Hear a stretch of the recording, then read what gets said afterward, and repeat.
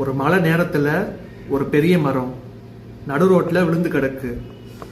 அங்கிருந்த போலீஸ்மேன், பாலிடிக்ஸில் உள்ளவங்க, வேலைக்கு போகிற ஆட்கள்கள் யாருமே அந்த மரத்தை நகர்த்த முயற்சி பண்ணலை. அங்கிருந்து வந்த ஒரு 10 வயசு பையன் எக்ஸாம் எழுதுறதுக்காக ஸ்கூலுக்கு அவசரமாக நடந்து போகிறான். ஸ்கூலுக்கு போகணும்னு ஒரு உறுதியோட அந்த மரத்தை நகர்த்த அவன் முயற்சி பண்ணுறான்.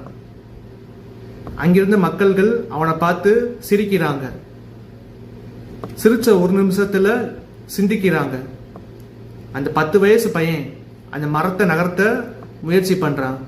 நாமளும் சேர்ந்து அந்த மரத்தை நகர்த்துவோன்னு எல்லாரும் சேர்ந்து ஒரு முடிவு எடுக்கிறாங்க. ஒரு கூட்டு முயற்சியால் அந்த மரத்தை நகர்த்தி ரோடு ரொம்ப ஃப்ரீயாக இருக்கு.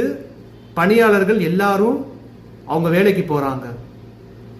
நண்பர்களே, இது போன்ற தடைகள் நம் தொழிலில் வரும் பொருளாதார தடை, பொருள் பற்றிய தரம் தடை, விற்பனை தடை, போட்டியாளர்கள் தடை அனைத்தும் வரும்.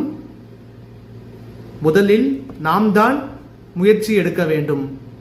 அதை பார்த்து நம் பணியாளர்கள் அனைவரும் முயற்சி எடுப்பார்கள். நம் முயற்சியும் நம் பணியாளர்கள் முயற்சியும் சேர்ந்து செயல்பட்டால் அனைவரும் வெற்றி பெறலாம். தேங்க்யூ.